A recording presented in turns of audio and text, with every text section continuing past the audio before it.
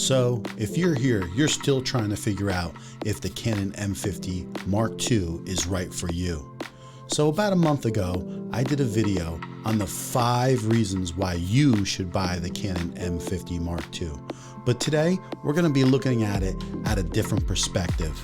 I am gonna go into the 3 reasons why maybe you shouldn't be buying the Canon M50 Mark II.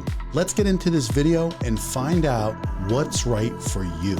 In my last video, we talked about the Canon's strong points, but now we're gonna discuss its weak points.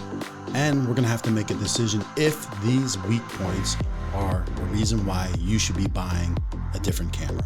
There is no perfect camera, we know that. So under a $1,000 price point, there are some give and takes.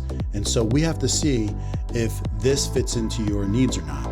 The number 1 reason why it might not be right for you, if 4K is important to you and you need to shoot in 4K, then this camera might not be right for you. And then one of the Sony cameras, the A616400, we'll be referring to them as the Sony cameras for the rest of this video, but that might be a better choice for you. We already know that Sony pretty much downsamples from a 6K resolution to a 4K. So the 4K is outstanding.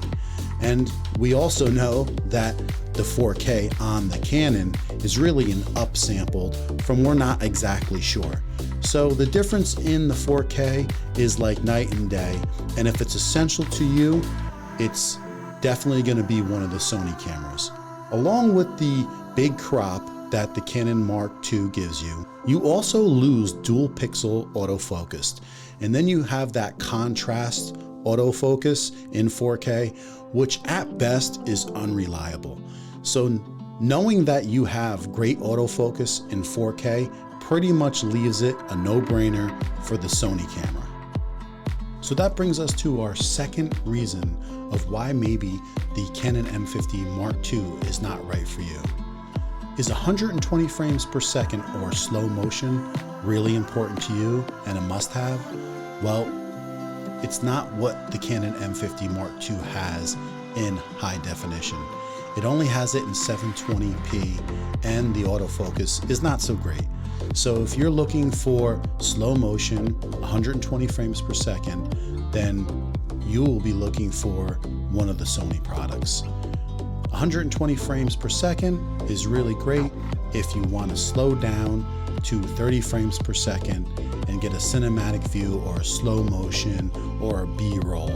And if that's like ultra important to you, then it's definitely not a good choice for you. Which brings us into our number 3 reason of why the Canon M50 Mark II might not be a great camera for you. Unlimited recording. So the Sony products that we talked about, they have unlimited recording.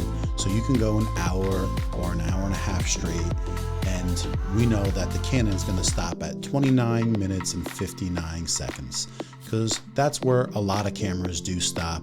It's kind of like a thing that they do for tariff reasons, and most camera companies abide by it. So if you're looking for a camera that can shoot unlimited amounts of recording time, this has nothing to do with streaming. If you set up your Canon camera to stream, well, that's not a problem. It has a clean HDMI. It will stream for hours at a time. We're talking about just recording.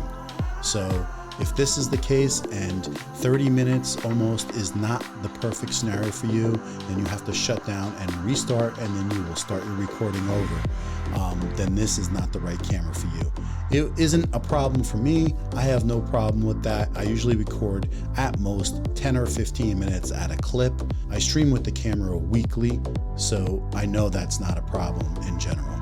So if you need unlimited recording time, then definitely this is the 3rd reason why you definitely don't need the Canon M50 Mark II. And even though there's been some improvements upon the 5 things that I talked about in my first video about the Canon M50 Mark II, I love the fact that I have a little record button now on the screen that I can touch, that I don't have to fumble or look for a button to touch. I love seeing the recording levels right on the screen now as I'm recording, and the feedback that that gives me that my audio is working is a huge improvement. Among other things though, if this is not the right camera for you, then definitely one of the Sony 6100, 6400s is going to be the camera for you. And I hope this makes a better decision for you. Please put down below in the comments if this has helped you in any way. And if any of this information has helped you make a decision, please help my channel by liking and subscribing, and I will catch you on the next video.